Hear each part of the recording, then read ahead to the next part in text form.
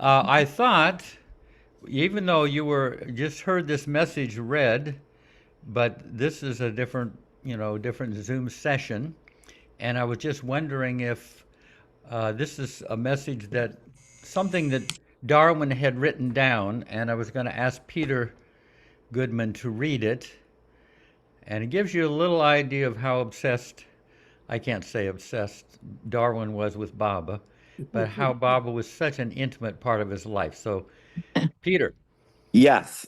Good evening. All right. So yeah, I saw this online. can we see you though, or Well, I'm like looking at like a looking at the message. okay, Unfortunately, didn't memorize it, so that's why I'm off camera. okay. Um, all right. So Darwin passed away October 2nd, 2005, and the message is on this day, October 2nd, 2005, Darwin Shaw died. Today, in honor of Darwin's deep love and dedication to Avatar Meher Baba, we share a precious work list Darwin wrote, which is preserved in the Shaw family collection at Meher Archive. He wrote, "Storm windows and door, clean and put up. Think of Baba. Rear cellar wall, jack out. Think of Baba. Garage roof, patch. Hold on to Baba's Daman.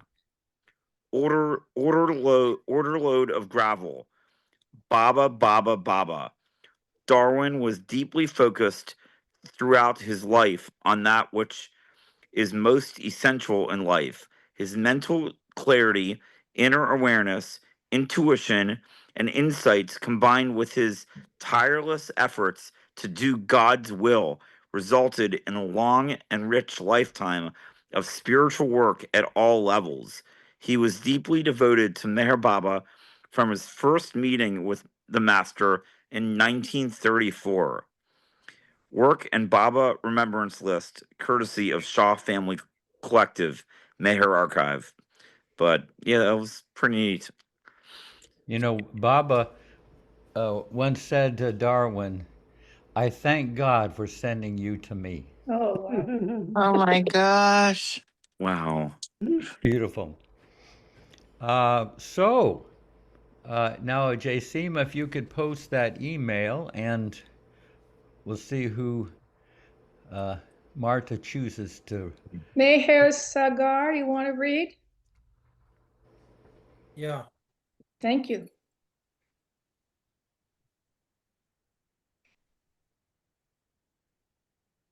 the topic repentance, a bit old fashioned.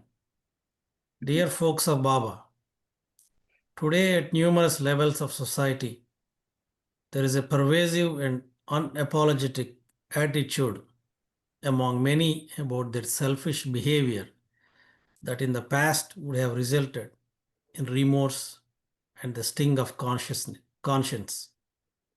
There is an illusion of freedom in not having to be hindered and slowed down by remorse and conscience in their effort to climb up in society and wield authority. But in overriding remorse and consciousness, which are qualities of the heart, we become victims of hidden guilt, which is of the mind in collusion with the ego.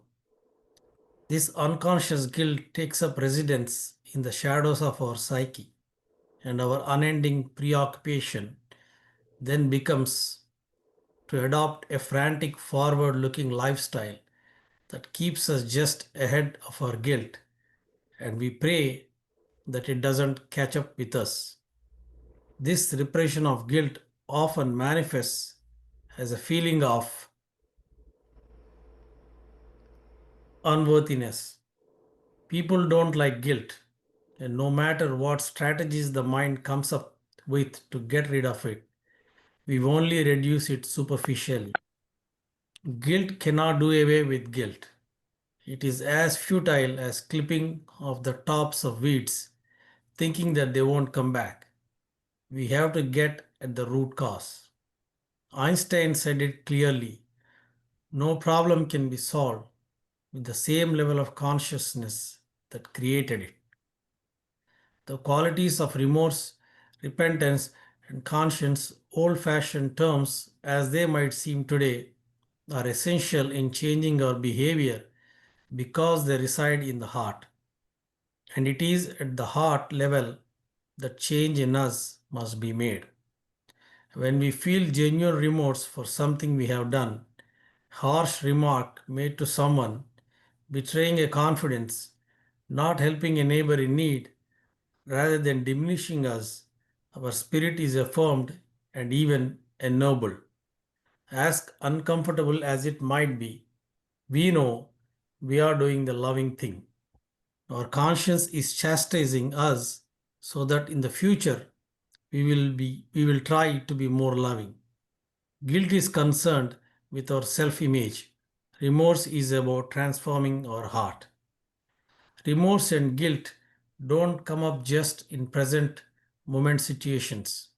We all have selfish things in our past that we often unconsciously drag around with us that make us feel unworthy and which cast a shadow over our present. Baba assures us that we can do something about that. We can actually change our relationship with the past.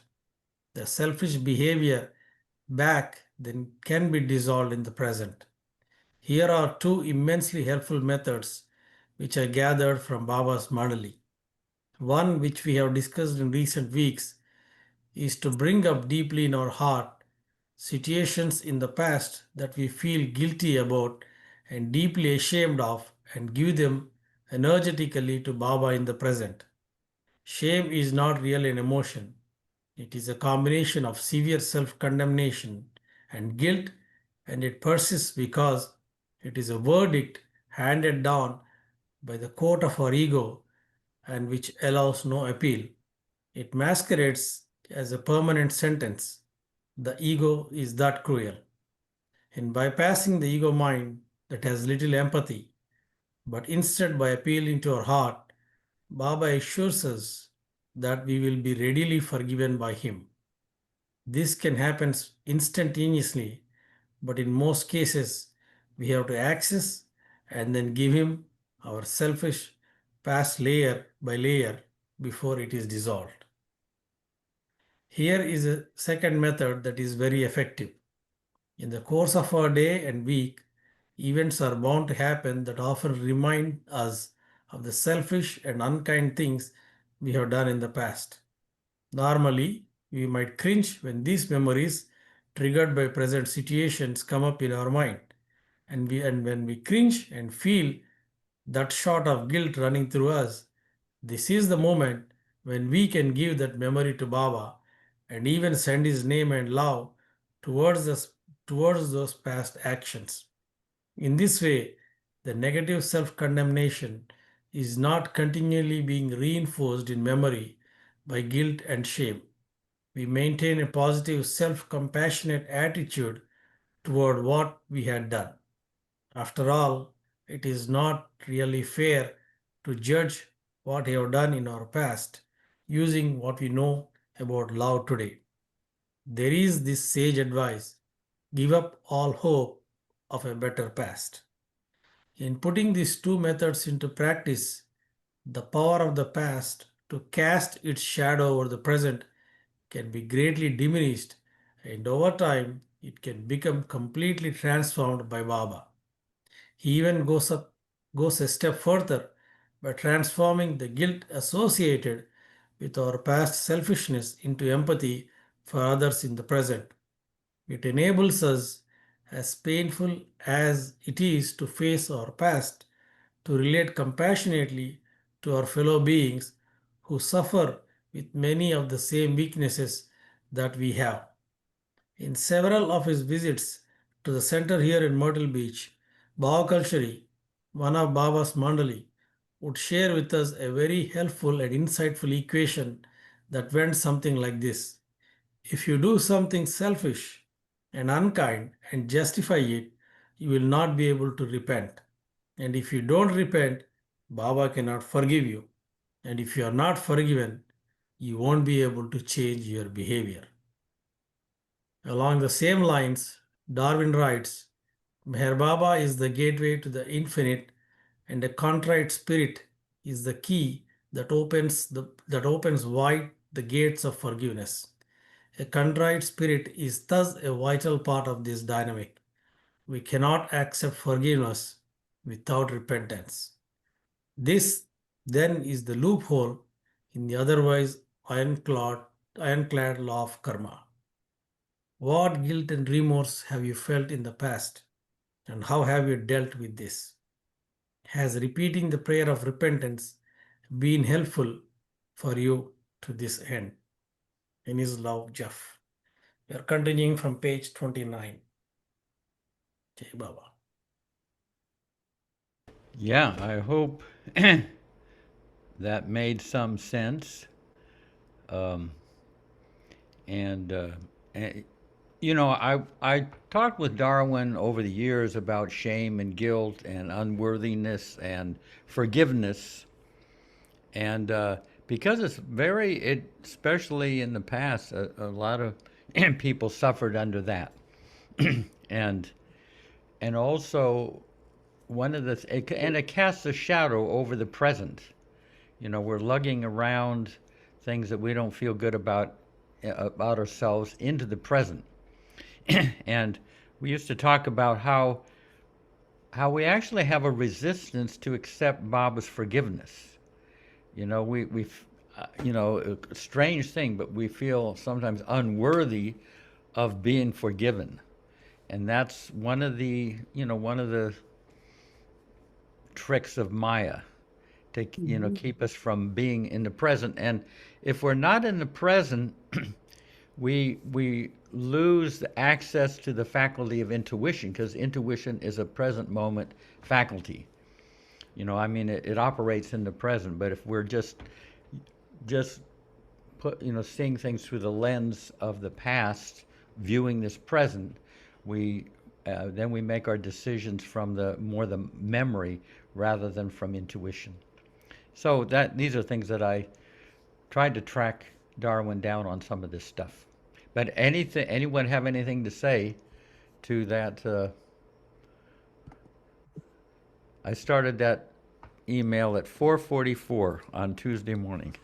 I think it's interesting that you did it the week of Yom Kippur. Huh? Is all about repentance. Yeah. So you're an honorary Jew. Yeah, I get around, I pick up affiliations. I got a lot of cards here in my wallet, Sufi, Islam. Okay. Candy. Yes. I used to whine about all the bad things I did, like to Don Stevens, and how I could be forgiven, and what should I do, and I think about it, and all these things. And he said to me, and it's amazing that I remember this. You will see why. He said these very words to me, and I don't know if they were from his mind or from the discourses. It sounded like a discourses thing. But anyway, this is what he said. He said, let it pass through the fire of the intensity of a cogitative consciousness that does not sanction it. That's from the discourses, actually. Okay. Yeah. Oh, okay. Beautiful. Okay, well, he said that. Say that again slowly, because that's a invaluable quote from Baba. Yeah, okay.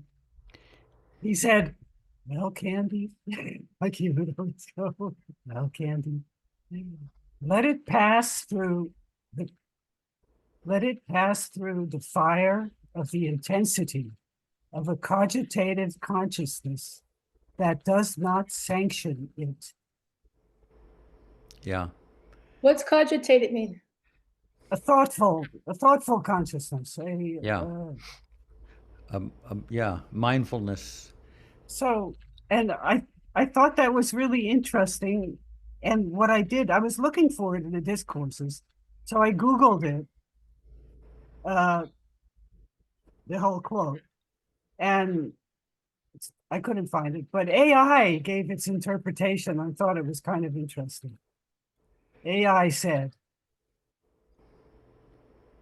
Meher Baba teaches that penance, in quotes, for desires or wrongs involves a focused, non-sanctioning cogitative consciousness that allows desires to pass through the fire of intensity of self-aware understanding, thereby consuming their underlying seeds or sanskaras. This process is distinct from mental indulgence, as it involves conscious rejection and a lack of permission for the desires, ultimately leading to their negation and preventing repetition of the past faults. I thought that was interesting. Yeah. That was I mean, AI's. I know that some of that AI stuff is so accurate. Some of it is very Yeah. good. Yeah. I mean, so comprehensive. Yeah. Yeah. I thought that was very good, very good explanation. Yeah. And there was just one other thing I wanted to say. So I mean, we all understand what that means. So, and furthermore, Don said after that, drop it. Yeah, because the tendency to keep thinking about it after you've given it to Baba, like you said, Jeff, somehow we don't think we can be forgiven, you know, somehow. And Baba even said that, I forgive people, and yet they keep asking over and over again the same forgiveness, but I've already Yeah. forgiven them, you know? Yeah. And apparently it's not good to keep doing that, like you said. You got to drop it right after. And the only other thing I just want to say is that the side effect of that, I think, is humility.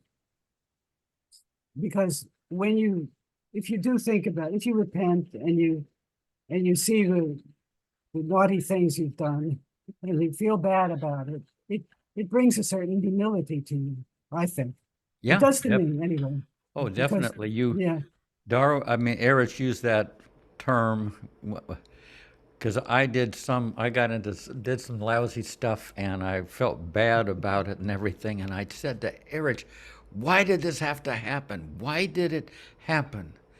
You know, I mean, I suffered it for a couple of years, and we were in Mandalay Hall sitting side by side, and he looked over at me and said, now you can't hold your head so high. Ah. I got it. Yeah. You know, Yeah. 2 steps forward, 1 step back, as Bob said. Okay, hey, Christina. Christina, Yeah. Really quick, Jeff. Could you repeat what you said earlier on about oh man, now I'm forgetting. Sorry. About intuition and needing to be in Oh, the yeah. present moment to access intuition.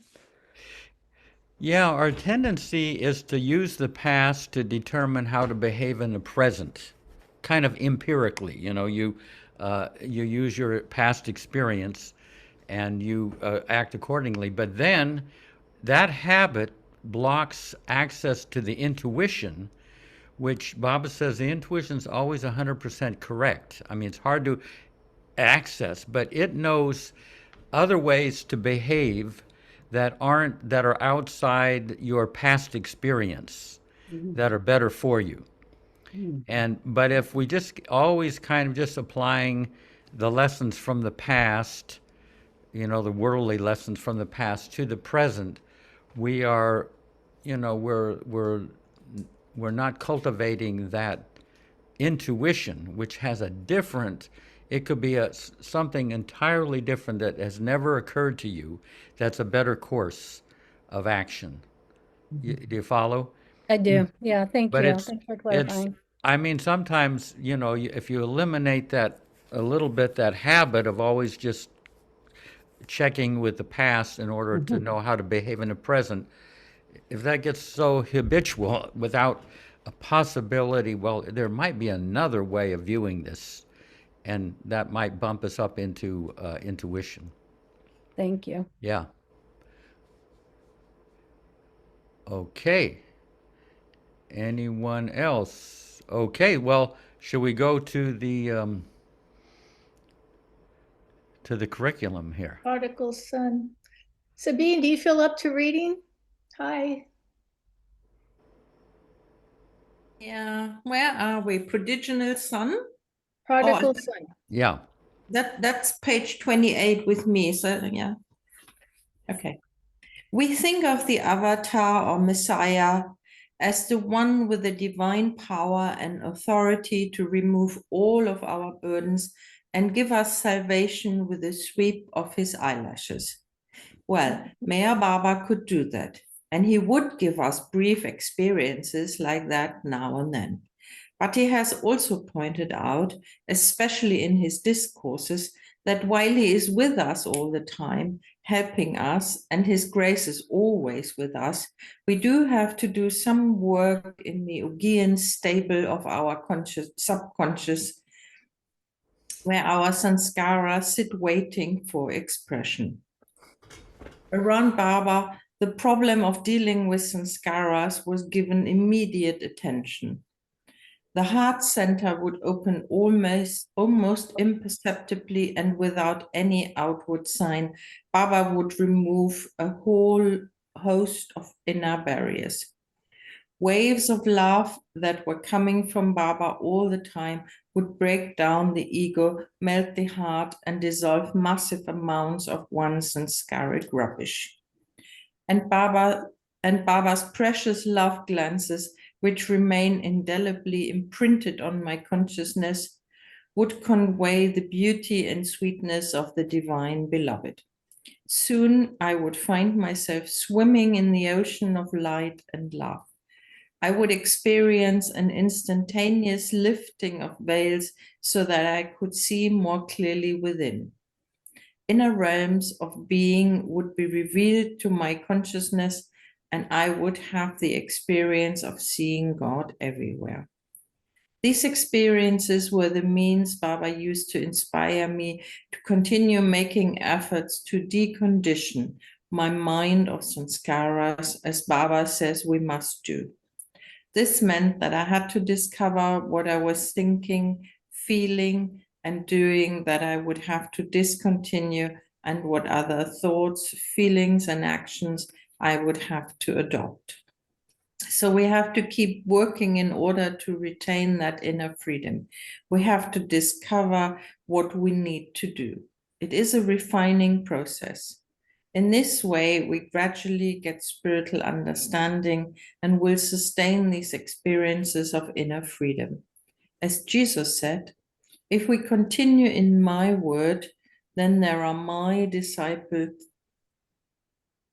Then If you ye my continue in disciples. my word, then are you my disciples indeed, and you shall know the truth, and the truth shall make you free. Though asserting the truth, we banish the false. Our ideal, the one which we aspire, becomes a fact. All of this is done not just through self-effort, but also through enlisting the aid of the Master himself. So we have to accept his grace and interior help. As our friend, he is continuously working for our liberation. And because of his confidence in us, we can have confidence in ourselves, but without egoism. If we lack faith in ourselves, we are in danger of allowing our weaknesses to block our give and take relationship with him. So continuously sustaining those experiences of inner freedom means continuous inner work. Keeping out of the level of illusory conditions, which we ourselves have been continuously creating, and staying focused on the Master within, with full confidence and joy. His grace is always there, and he is more anxious than we are that we make this transition from the false to the real self. To him, we are the prodigal sons returning home.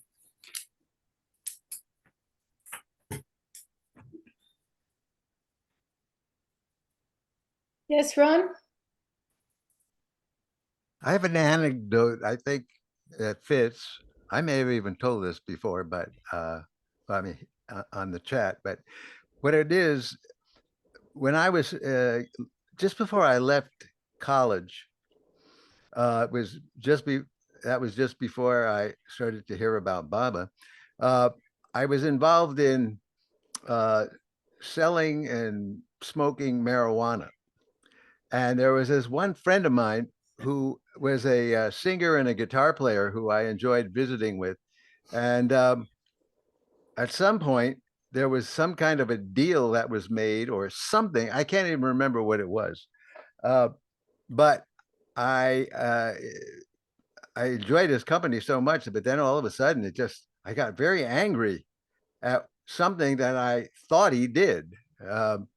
Again, I can't remember what that was, but I thought maybe he cheated me or something like that. That didn't sit well with me. So I left school and didn't see that guy again. And I still had that, unresolved anger and hatred for what I expected that he had done, although I wasn't sure about it. Anyhow, when I returned home after I had come to Baba, well, before I came to Baba, I was going through all kinds of different things that I would do mentally and physically during this period of coming to Baba. And one of the things had to do with forgiveness. And it dawned on me that I needed to forgive everyone that I had ever done anything bad to, or who had ever done anything bad to me, or that I thought had done anything bad. So I just kind of wiped the whole slate all at one time in this kind of willfulness, and then I went about my business. So if any thought would come to trigger me about this person or that person, or any thought about somebody who did me wrong or that I had done them wrong, I would just go, that's not what I do anymore. That's over. So this one day I had met this fellow who had been the roommate of that guy who I mentioned that I had fallen out of sorts with. And he invited me over. He lived very close to where I was living. So I just walked over to his house and visited with him and his girlfriend. And it was either the first visit or the second visit. I can't remember. But very soon after I came and started hanging out with them, he got a phone call. And it was from this guy. His name was David. And and of course, this guy, this friend, the guy I was visiting, he didn't know anything about any kind of falling out. All he knew was I was like the guy's best friend, because whenever I would go over there, he would play songs on his guitar and stuff like that. And, we were like really good friends. And that's what this guy knew. So he said, "You're never going to believe this, but Ron Greenstein is here. And, let me put him on the phone for you." And I went, "Oh my God, I'm gonna have to, what am I going to say to this fellow?" And of course, I didn't feel any of that hatred or anger. I didn't have any reason to believe that there was any justification at all for it. But I just got on the phone. I had no idea what to say, so I just basically said almost nothing other than "How you doing?" and just being friendly with him on the phone, just to give him a sense that there was no anger or anything like that. He probably freaked out when this guy said Ron Greenstein is here. Anyhow, so that's how that went down.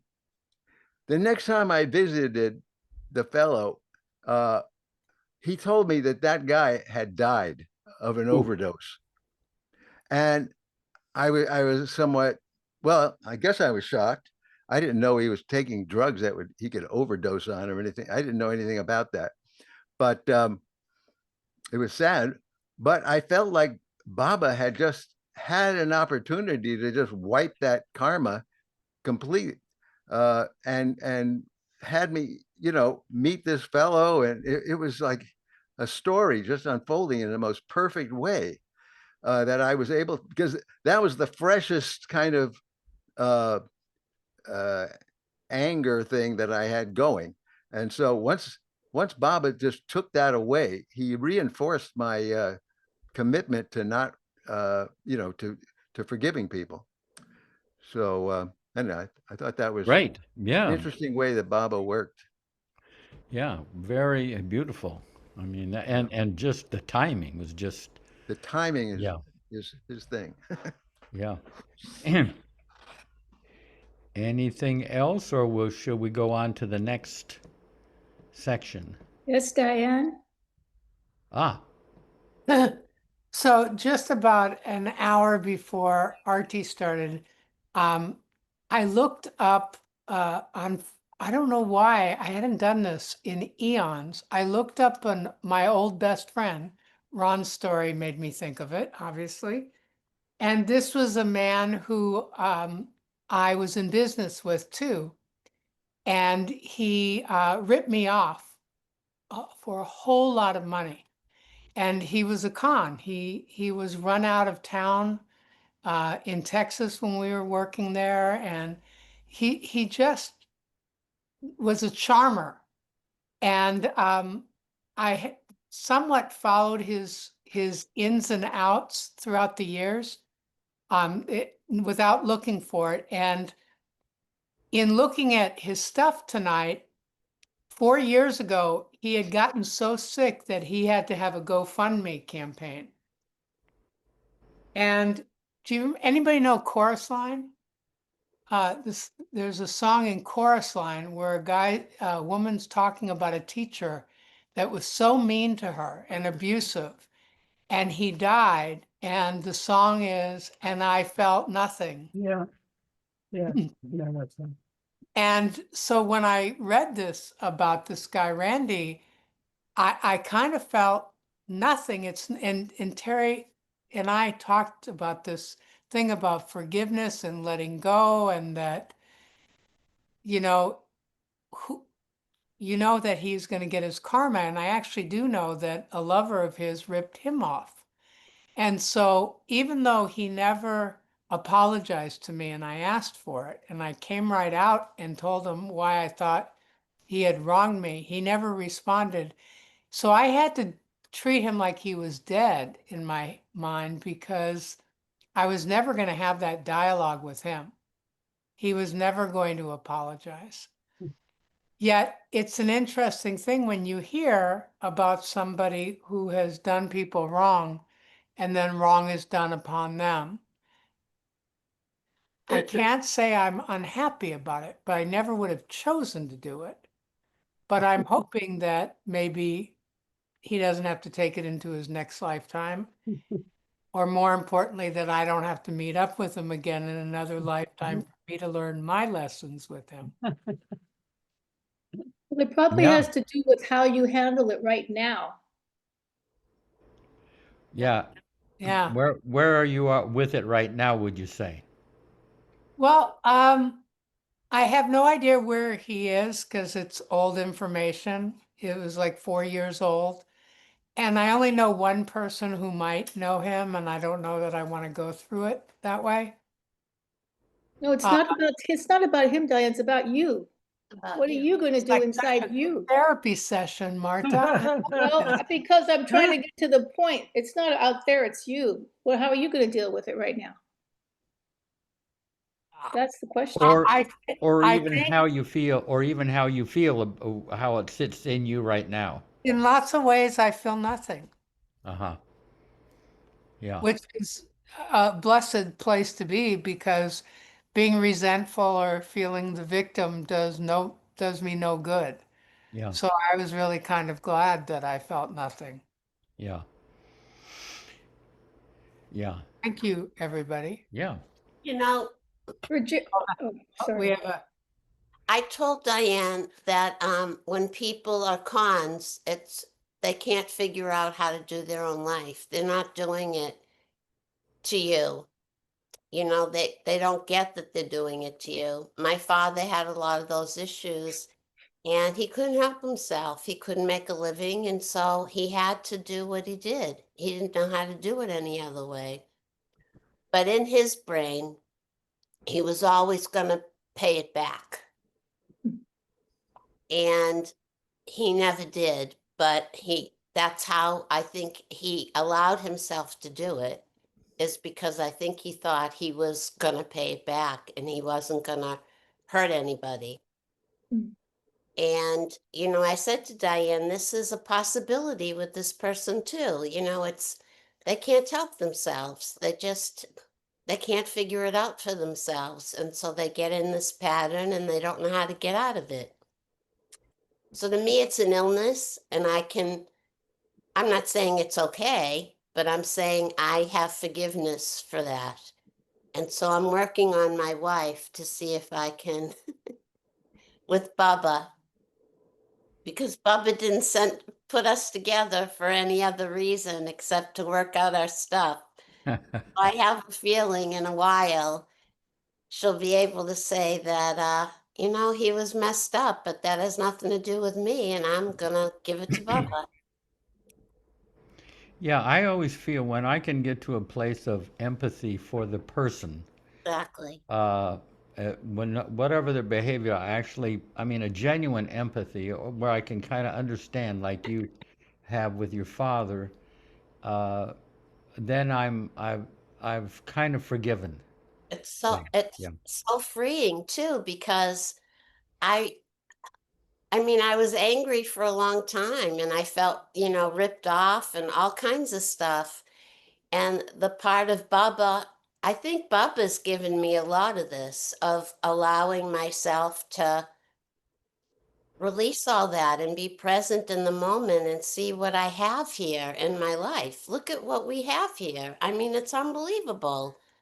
yeah, It's just unreal to me that I have so many gifts.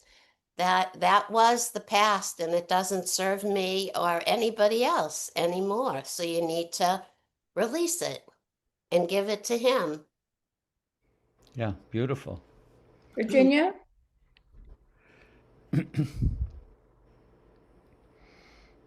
There was a sentence in the last passage that really reached out to me. If we lack faith in ourselves, we are in danger of allowing our weaknesses to block our give and take relationship with him. And I was just thinking, first of all, that kind of lacking faith in ourselves, it's such a self-fulfilling cycle, because whatever it is that we're kind of beating ourselves up about, that part in our brain keeps on reinforcing that. And so then we keep on believing that we are not faithworthy or trustworthy. And how Baba works with us if we let him on those things. And this last week I had an experience of that. I was sick most of the week, and I tend to be kind of pretty independent and not willing to be brought down by much of anything, and pick myself back up again as quickly as possible and get back to work.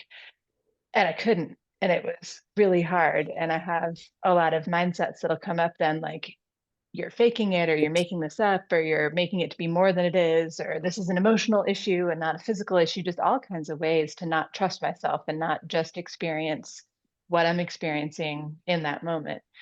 But right in the beginning of the week, when I started feeling poorly, I was able to ask Baba that first day, please just walk with me through this and feel this with me and be with me in each moment and each day. And I'm going to trust you, and I'll observe those thoughts and those emotions as they come up. But I'm going to, if you don't want me to believe in them, then I'm not going to. And it brought a lot of insights this week, that I'm really grateful for. And he kind of gave me some information about what he was doing on different levels of me while he was kind of physically keeping me still. But I think if I hadn't been able to ask him that first day to kind of join me in that, then that self-recrimination cycle that I've gotten in the past would have just kind of gotten out of control. So I was grateful to him. Yeah, that's beautiful. That's how to do it. You know, it's a whole different life. What do we have Baba, and we can bring him into these things so that we're not just dealing with our own ingenuity. We have some infinite ingenuity to help. Beautiful. Rich? I'll keep it short, but I think Diane and Terry have reminded me that I know that there's a bit of larceny in my soul. I've seen it, and I don't condone it. What is it? I don't really condone it. So I'm kind of watchful about it, especially um, with people that have chosen to allow me in their lives. I try to be very careful. But one of the things happened, it happened many, many years ago. And it was because when I was young, I had an extraordinary conflict internally, and it was exposed through my father, and not him, but what I experienced my father being within my sanskars.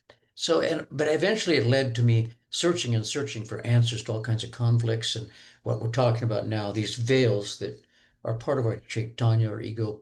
And I finally realized through Baba's reading, I realized that I alone am absolutely responsible for everything I experience. It's really hard to stick to that, but that is really the truth.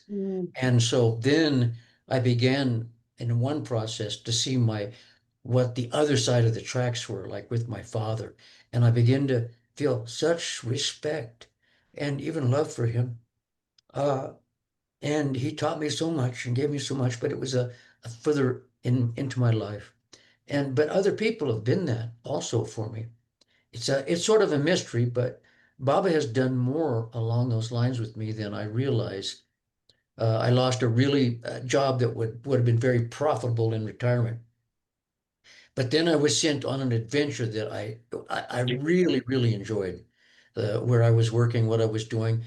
And for the first time in my life, I actually sort of self-actualized, if you want to call it that. I was so independent and I did such good work, and I had freedom to trust myself, to trust my action, and to do well for others. And I wouldn't have had that in that manner without having lost that job. So who knows how these things work? In Jai Baba. Thank you. Yeah. Lovely. Robert? Jay Bob, everybody. Thank you for this. Actually, this week when I saw the notification, the email, I was struck by looking. I had to look at myself.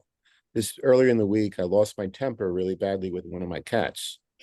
He has the most annoying cry in the entire universe, and I just snapped at him really badly. And I felt, initially I didn't really think about it, but then I realized that it was something it's unacceptable for me to rage at my cat. Of course, I immediately apologized to my cat and was loving toward him, and he seemed to look at me like, "What are you talking about? I don't nothing."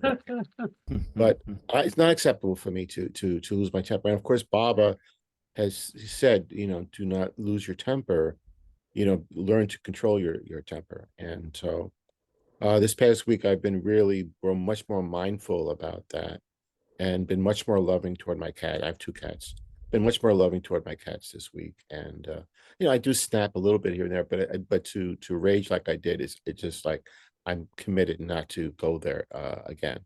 It's unacceptable, and so anyway, thank you for that. Yeah. And that's that remorse that changes your behavior. Yeah, I felt Not, remorse. like I say, that guilt is just up in the head, and you can cut guilt in half, and then you cut that in half, and you cut in half, and but you still have the other half of guilt that you can't just get rid of. Yeah. Let me ask you. Oh yeah, Candy had her hand up. Yeah. Oh, well, I just wanted to tell this Baba story about forgiveness, if I Yeah. may. It's how Baba saved me from a lifetime of guilt, because it happened when I was 26. So that's like a long time ago. So I was on my way so I had a very bad relationship with my mother. I had such a bad relationship with her that I had even written to her and said, well, if you're going to be like that, it's over. Our relationship is over. We don't have to deal with each other anymore, which really shocked her. It's like, what? Anyway, so I was on my way to India, and I stopped in Madrid, and I was in a hotel, sitting there, and suddenly I thought about my mother, and I thought, and I had compassion for her. So I put that into action, and I wrote her a letter. I wrote her a very loving letter saying that I know that she did her best for me, and it was nothing that ever happened between us was really her fault, and all these things. I wrote all that. And I sent a letter. I went to India. When I came back from India, I had a letter waiting for me from my grandmother. And it said, may God have mercy on your soul. Your mother died today. And well, that's a whole other thing. But the first thing I did was I contacted my grandmother and I said, did my mother get my letter? And she said, yes, she got it. And I was like, done. I literally done. I mean, it was like perfect because I felt no guilt at all. It was completely wiped clean. So for me to have written that letter, Baba made me do it. I mean, it was so unusual that I would do that, sitting there in that hotel. And I always thought that was just amazing, an amazing story. And I never felt guilty about it or anything because she got the letter and that was all that was important. Yeah. So that's kind of like Ronnie's, that phone call. It's kind of like that, yeah. Yeah. You guys are just lucked out, Lucked out. But if that hadn't have happened, I mean. Yeah. Yeah. You could be dragging that around until Yes. until you accepted forgiveness. And Exactly. yeah. Exactly. And that's a hard one, when somebody dies or you have a bad relationship with them. Yeah. It's a tough one to get over. So yeah. Yeah. One thing that people come here and they didn't get that the person didn't receive that letter, but I tell them, they're still here. Everybody, they'll feel like their father died and they never worked things out. Well, he's right here. Send love to him. I mean, it's not like, where did they go? They're off somewhere in some other kind of universe. They are right here. So, it's not a lost cause, and like I say, wherever their heart is, if you send your love from your heart, they have to respond from their side, wherever they are in the universe. Even if they're a little kid running around in Bombay, they respond. Hey, but I mean, how do you folks do about with like I say, how much guilt or how much do you live in the past, would you say? I'm just putting that out. Just do an inventory. How much do you think you live in the past? And if anybody wants to. I'll just say that I try not to. Yeah. That's all I'll say. I make a conscious effort not to. Yeah. I'll just say that. Yeah, I mean, it's very hard to get stay in the present and not be having the past kind of crowd in there and worry about the future crowd in. Yeah. You guys, you feel pretty confident you got that kind of somewhat under control. Back in the 60s when I got into Baba, and I think I've shared this before. I was like agonizing over what I was going to do with my life, and I was nostalgic about my past, and regretful about a lot of the things I had done, selfish things in college and all that, and I mean a real mental turmoil. And at one point, Baba said, in every moment, there's always something loving that can be done. He said that. I think he was still at Marizon. And in every moment, there's always something loving that can be done. And with the implication, just look around. It's there. But then he said, in every moment, and they said, well, how much are you in the moment? I was in New York City going to college. I did an inventory. How much am I in the present moment? You see, in New York, people are running from the past into the arms of the future, and they just kind of spot check the present. I I think I came up with 20% in the present, maybe even 10%. And, you know, Baba basically said, I mean, how are you going to love in the present if you're only like 10% in the present? So I had decades of work to get to the present. But anyway, that's another story. Well, shall we go on to the next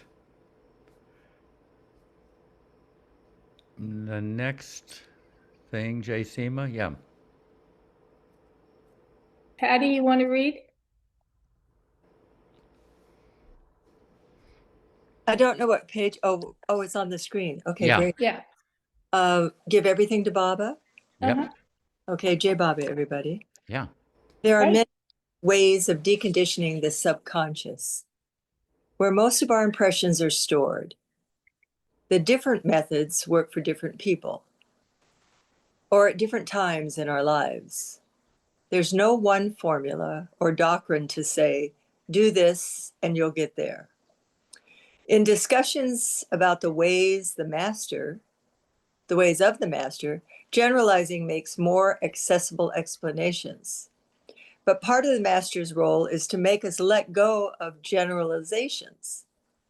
At the same time, he does give us many hints about things we could be doing to cooperate with his help. This reminds me of a time in New York City in 1956 at the Delmonico Hotel. There were quite a few people there, and Baba would have various people, families, groups, and individuals come to his suite to spend more time and sometimes to hear messages or explanations. One of these occasions, Baba said to my family and me that a theme he was to repeat several times while in America, one must give everything to Baba if you really love him. I need you to put it up a little bit. I don't know who's doing the screen, Jashima. I can't, okay, wait, let's see. Okay, can I have it go up? Can you scroll it a little bit? Yeah, thank you. Scroll it up. Thank you very much. On one of these occasions, Baba said to my family and me, a theme he was to repeat several times while in America. One must give everything to Baba if you really love him. He is in everything and everyone. You belong to him. So keep nothing to yourself. Give it all to Baba and be free. Give your whole self to Baba. Your pain and pleasure is Baba's pleasure. Give it all to Baba. What you feel, Baba feels. It is Baba in you doing through you and feeling in you. Baba is the whole universe. Love, okay, I don't know, I've got something on my screen that is, oh, okay, thank you. Love Baba with all your heart. Moreover, as I recall, Baba added, this will please Baba. For me, this was icing on the cake. So thinking that over throughout the years and putting it into practice, I have found this message from Baba to be ever more and more practical. I concluded that Baba meant everything, our moods, problems, complexes, our worry syndrome, our sense of gain and loss, and more of our ego, of course. I discovered that we really can give everything to him and be free inwardly. Jai Baba. Beautiful. Yeah. That's very beautiful. Yes, Ron. In fact, Darwin used to say, eventually you get into a state of constant giving. Whatever comes into you goes immediately to Baba. You're no longer taking stuff off the conveyor belt and examining it. You just let it go right on past.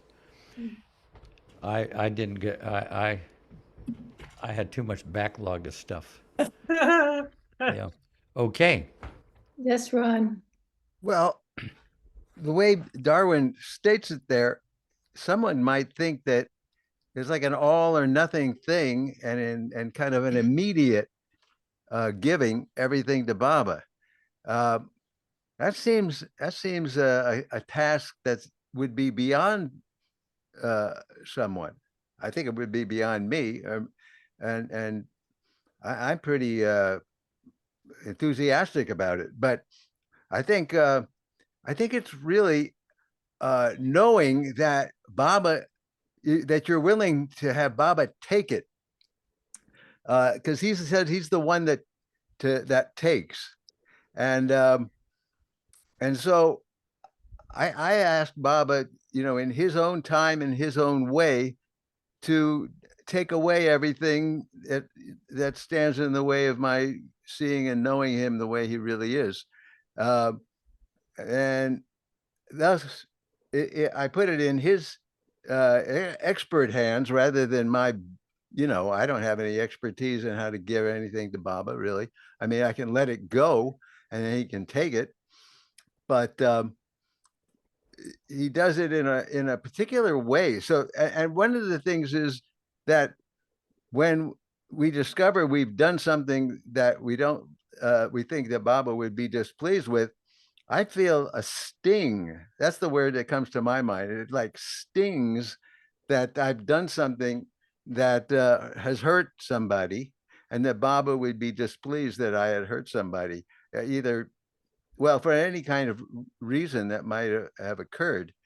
And I think that's part of the whole letting go, is to feel that suffering of having failed in protecting somebody else's heart from our own words and actions.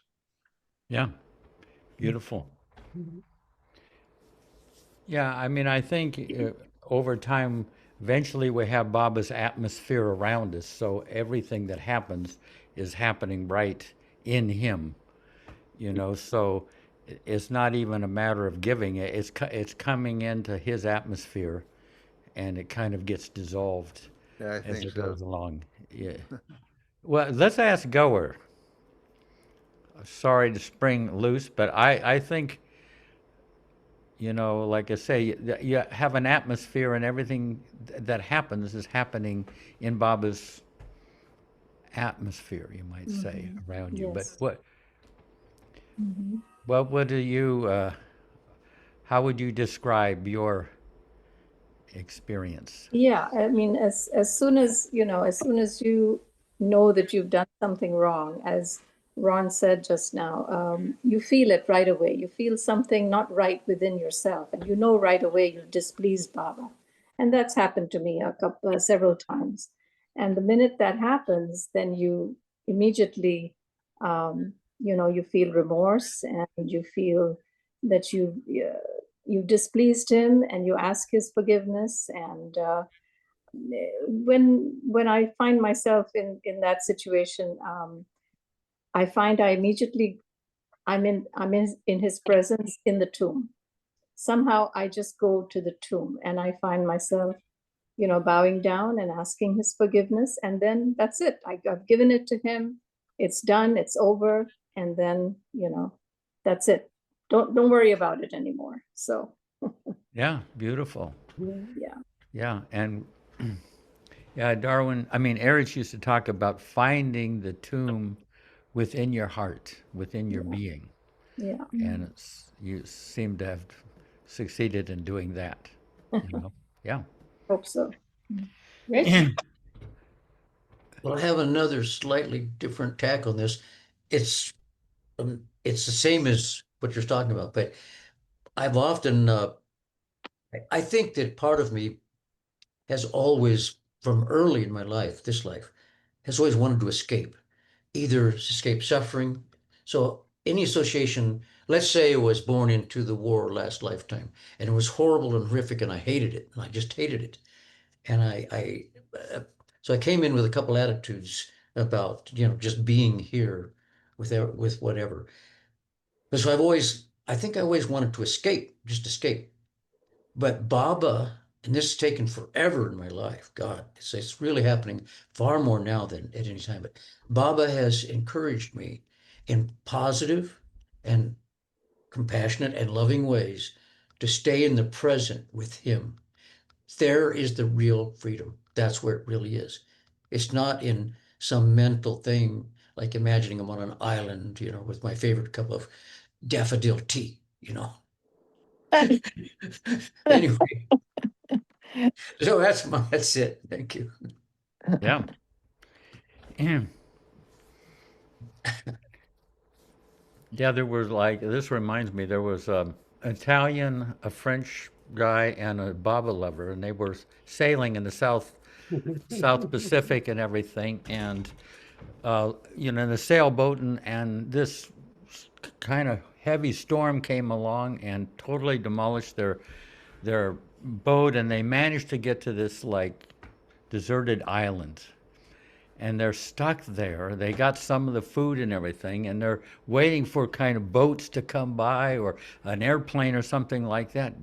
Weeks go by, they're starting to run out of problems, running out of food and everything like that. And one day they're sitting there and they see in the ocean this glint of something coming closer and closer, and they run out and they jump on it. It turns out to be a bottle, and they open it up, and this genie comes out and says, I'll grant you anything you want, each one of you. So the French guy says, well, I would have liked to be in Spain, in Paris, with a little roadside cafe with my sweetheart. And bam, there he is. And then the Italian, what would you like? He says, well, I would like to be in Venice on a on a gondola with a gondolier singing and with my sweetheart. Bam, there he is. And then it turns to the bobbler. What would you like? He says, he looks around and says, I'm feeling a little bit lonely. Can you bring my friends back?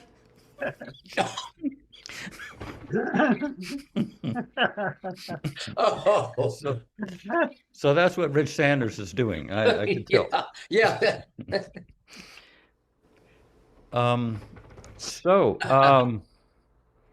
Anything else? We're right around 11 o'clock.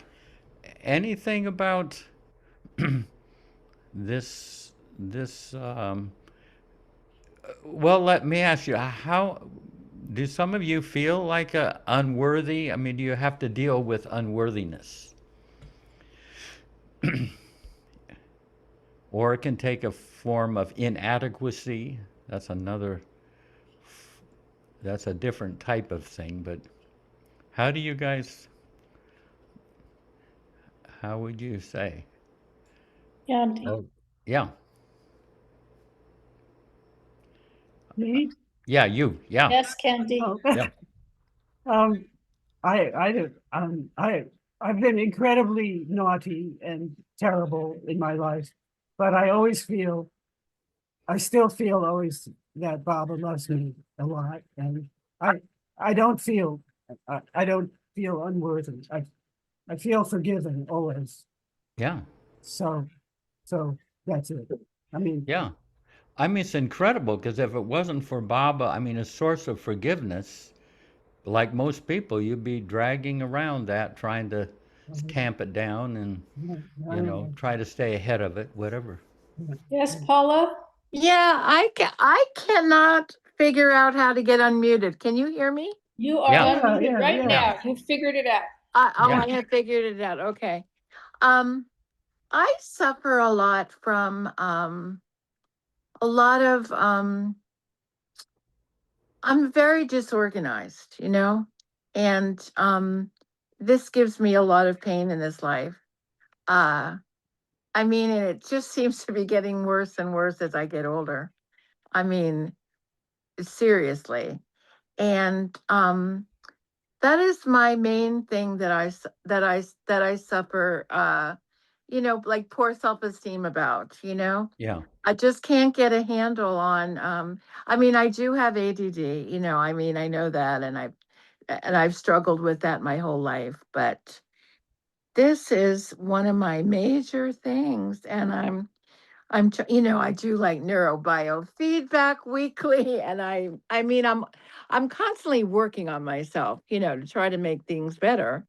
But it is really it's really a challenge for me in this life, and it seems like as I get older, it's getting worse and worse. And I just had this wonderful. I went to the mountains this past weekend to visit Beth. She used to be Beth Principe. Do you Yeah. know Beth? Yeah. So we had the most wonderful. I went to this folk school that was in the mountains, and we got together and we realized that it was our 50th anniversary of our friendship. We hadn't, I mean, I saw her about 4 years ago at Philip and Jean Ludwig's house here in Asheville. But we met in 1975, and that is just like, and this folk school, they were having their 100th year celebration, for the weekend. And I stayed with her in the mountains because she's going to be moving, so, her house is up for sale. It was just such a wonderful, beautiful thing. And we were talking about, I was bringing this all up, with her, and because we had so much to catch up on. But anyway, this just gives me, if anyone else is disorganized, I would love to hear about it. And if you, if you have a hard time with that, that would make me feel so not alone. Yeah. Well, raise your hand if you consider yourself somewhat disorganized. Just, raise. So there are a few of us around. Really? Yeah. Okay. Yeah. Okay. So, Christina? yeah. So Darwin spoke about basically he had the experience of seeing God everywhere. Jeff, did he ever, it's in the second paragraph, Yeah. third paragraph under prodigal sons. Jeff, did he ever explain what that was like, other than it must have been amazing, but did he ever expound on that? Well, you talked about there's the eye of the heart that is closed for most people, but eventually through this, through Baba and through focusing, that the eye of the heart opens, and you do see the divine right in front of you. You're seeing with the eye of pure awareness rather than seeing through the eye of sanskaric-ridden eye. It's a pure seeing. It's right. I mean, we're surrounded by the divine, but we're we got the wrong prescription glasses.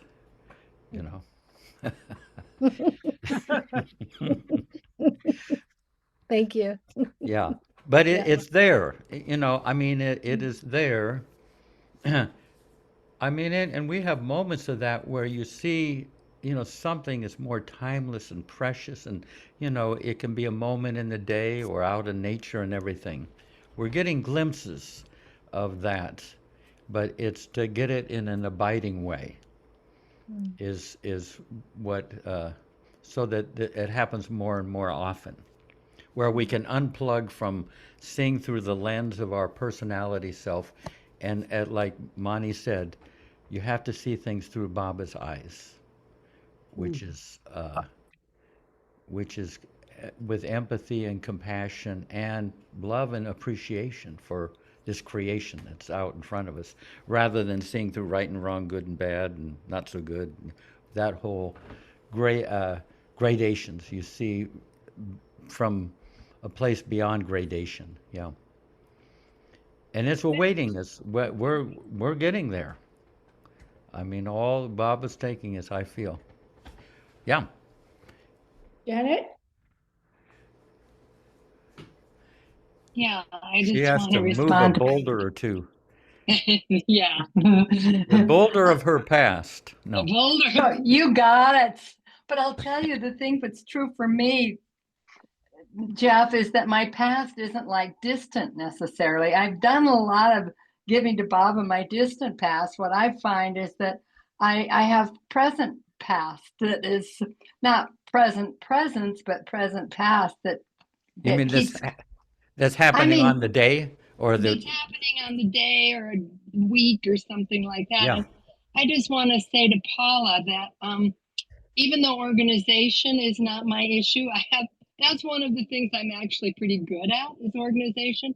But I really appreciate the freshness of her just the I just appreciate the freshness of who she is, that it's not all together, because I don't feel all together, even though I am organized. But in many other ways, I'm like easily irritated by other people.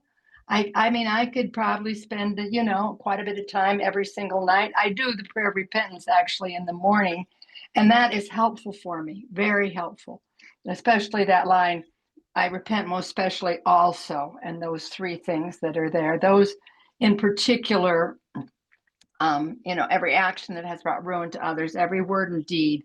This is the one, every word and deed that has given others pain. And that one, I just really, I can, even if I don't even know what it is necessarily, but so I just wanted to say to Paula, I appreciate the freshness of your honesty about working on yourself, because I am very clearly working on myself a lot. And like that last one that you just read, give it all to Baba. It's like, I probably have read that 10 times in, the last number of years. And each time I heard it again differently tonight when Patty read it. It just felt like, oh my God, I can really give this all to Baba moment by moment. And I've been thinking lately too, Jeff, about what you said about give the good things that are happening to Baba as well as the difficult. Because what happens to me is that I start to realize the richness of my life here in the Boulder area. I mean, there's just so much beauty and friendship and what I would call a consciousness that I appreciate, and not necessarily all Baba people, but there are Baba people too. I was with Doreen today, Jeff, of Doreen and Warren. Yeah. But I'm just saying, giving the good to Baba. And that is a little, I feel less coordinated with that. The bad, I can sort of imagine myself down on my hands and knees, and even though I'm not in the tomb, I just, give it to Baba. But the good, I'm grateful for it. It's just that I don't know how to really release the feeling of it to Baba in the way that I do of the difficult. Yeah. But that feeling, like of, say, suppose you're kind of proud of something you did. Yes. But you can tune into that feeling and imagine that flowing energetically to Baba wherever you place him. In other words, you can tune into it's the feeling, I think, that you give. That's the essence of the action. The feeling, the action flows from the feeling. Okay, that's helpful. Because like I say, if we kind of clear out all of our bad and everything, then we got this, then we become really a good person, and that becomes a problem. Janet? Well, I look forward to that. Janet? Yeah. Can you hear me, Janet? I can. I just want to thank you so much for your acknowledgement and just thank you so much for just appreciating that I shared that. Yeah. No, that was wonderful. You always bring up beautiful things. Paula. Yeah, thank you. Thank you. Patty. Whoop. You're muted at this point. All right, thank you. There, you got it. Yeah. When I was reading that, giving it all to Baba, it is so clear to me, and I'm going to reiterate a little bit of what Janet was saying. The repentance prayer is in my life very seriously right now, and I don't think I'm a good person at all. and Candy, I've done all kinds of, my life has been from barely out of the womb, totally strange. And I mean, seriously, the only good thing was when Baba kind of picked me up at 19, you know, he's saving my ass, so to speak. And so, you know, I'm kind of just really who I am. And I ask, you know, I'm always in conversation with the beloved, look, you made me like this, so help me out here. You know, seriously, every day I cannot do anything without him. I can't even wholeheartedly give what I'm trying to give to him. And I explain that, you know, I mean, it is a,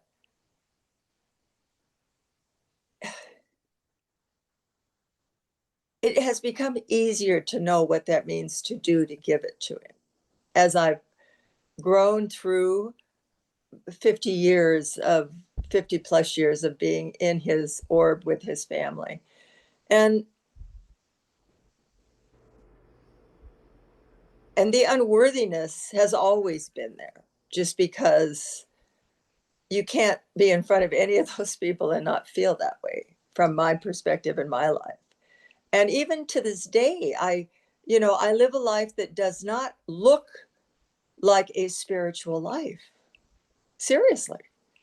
And yet I can go into a store and this has just happened just actually yesterday. And there is something that Baba is giving through me to other people that I have no idea what's going on. And I know it's not me. I mean, it has to be what he has given all of us when we allow it to come through. And I'm not even consciously allowing it. I mean, sometimes people say to me the most astounding things, and always ask about this necklace, always. And I've got people say, how's Baba today? I mean, and they don't really even know what they're asking, but they know it means something to me. And so, you know, this whole thing about remorse, it's hard to feel the extent of the gift and the extent of maybe not pleasing him in the same way. You know what I mean? To see yourself living a life that may or may not please him. I have no idea anymore. My mind is not going to be able to be Baba. It just isn't. My heart is opening up. My heart is feeling the pain. My heart is feeling the joy. My heart is letting him work through me as much as I can. And the rest is up to him to help. I mean, seriously, when you ask these questions, Jeff, I love your letters. You guys are, you know, the grace of Baba coming through everybody on the screen is what survives my week. and even if I'm not here on the Sundays, I watch them. So I'm just telling you, I'm always with you guys in that context. And it's just, my life has got so bizarre that I know it's him, and I must work through all this. So I'm working through it all, but only by his grace. So I don't know. I'm just But rambling. you know, the thing is, you know, I find a lot of the Baba people, there's a line from Rumi where he says, you're so obsessed with the bad stitching on your sleeve that you fail to see the magnificence of your own garment. Right. You know, Right. what I That's mean is beautiful. that you radiate such vitality and warmth. I mean, since you were young, you know, you, and yet you may not be seeing that, but anybody would say that about you, you know. Well, And yet, but I find the Bible lovers, they don't. Sometimes I say, I mean, a lot of people move, you know, burn hot and cold, but the Bible lovers, for the most part, are radiating a warmth. Right.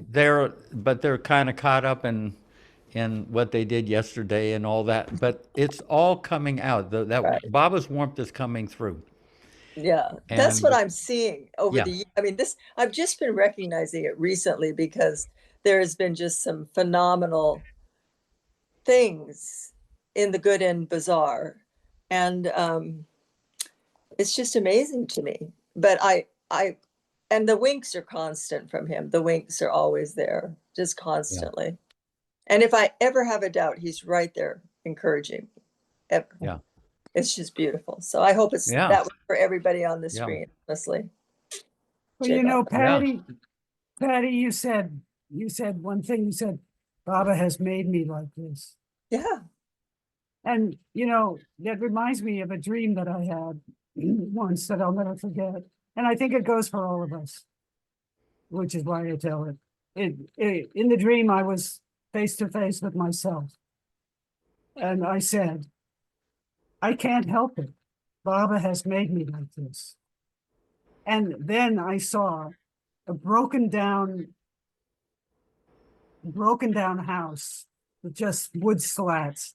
And there was a peach tree, beautiful green peach tree growing through the slats. So I think we're all like that, the broken down furniture, you know? Yeah. But something is going on that we don't know. Yeah. No, that's it. I mean, we don't know. We just, I mean, every day is just, we have no idea what's going on. And I think really, Rich, you were saying that too. And, you know, it just, I mean, I listened all day to Ward Parks, the second series. I mean, I just kind of immersed myself for a while in hearing some Baba stuff, and that was really beautiful. But I do that, you know, I just dip in when I can in these moments to film, just to get the chaos out, you know. Yeah. The illusion. So. And I have no doubt Baba is so happy with all that we're doing. Yeah. I mean, you yeah, know, I really, agree. it's just like, you know, who else is doing that, you know, Oh. in the world? I mean, he came, I mean, God, the Lord of creation comes, and they're just a handful of people that looked up from their cell phones to notice. Oh, we're still on a device, dear. Well, I got them on my device. Anyway, hey, so I'm going to India, like I say, on the 12th of October through the 22nd of November, but I will take you all there and remember you at the tomb, visualizing each one of you. So it's not just saying some names. I will picture you. So. Thank you. And the Thank beautiful you. thing is, I find, is everyone you have ever loved is in your heart. And when that heart goes into the tomb, everybody receives, because they make up your heart. Or anytime you think of Baba, you know, all the people in your heart receive sunlight. Sunlight kind of comes streaming in. Oh. Yeah. But hey, Ronnie, see what. I think I may have told you this quote last week, but it's so fitting with what people have been saying in the last half hour here. I have to say it again. This is from the book called He and I. This woman would have talks with God. Mostly, God was talking to her, and this is one of the diary episodes. She says to him, Lord, I'm very little. Even what I have is only what you have given me. And then God says to her, ask for more, ask better. And although you are very far from perfection, ask me for it. Ask me for it unceasingly in order to bring you nearer to me. How many blessings you miss by not asking for them. Then he goes on, my very dear little child, I'm counting on you. I'm waiting for you, already giving you all the grace you need. The grace I want you to make use of, so that those who meet you meet me. Yeah, just beautiful. And something? Erich really liked this book. You know, I mean, it's He and I. There's another book, Conversations with God, where Jesus said to the guy named Walsh, I don't know his first name, where Jesus said, what would love do now? Ask yourself that question, and I will be with you always in all ways. What would love do now? What could be more succinct? What would love do now? It's a great mantra. Well, hey, let's have a few let's have a few moments of silence. Marta, do you have that that poem, that Asher? The long one that you Yeah, wrote? yeah. I do. I'll get it, and then Goher can read hers first. Okay. Yeah, we'll go or read, and then we'll have a moment of silence, and then Marta will finish off. And then Nasreen will really finish us off. Yeah. Yeah. Okay. All right. So Baba says, through unfathomable ways, I lead you to liberation. Accept my rhythm. Come in tune with it without reservations. My rhythm of truth shall redeem you. It will open your heart. It will give you new love. Jai Baba. Hey, Baba. Oh, it's beautiful. Jai Yeah, Baba. let's have a few moments of silence. Yeah.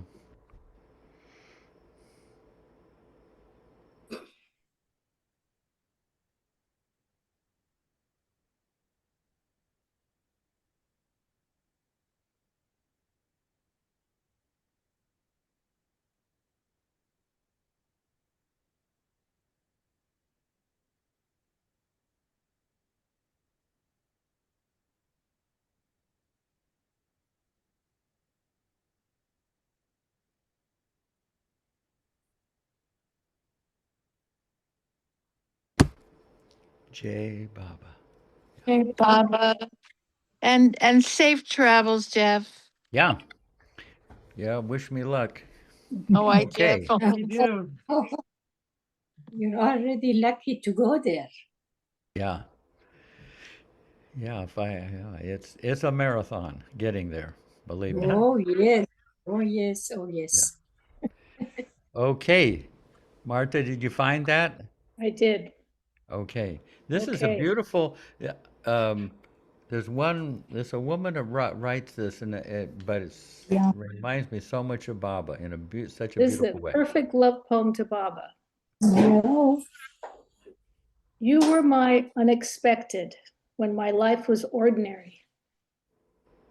You walked into my life like you'd always lived there, like my heart was a home built just for you. Now is where love breathes.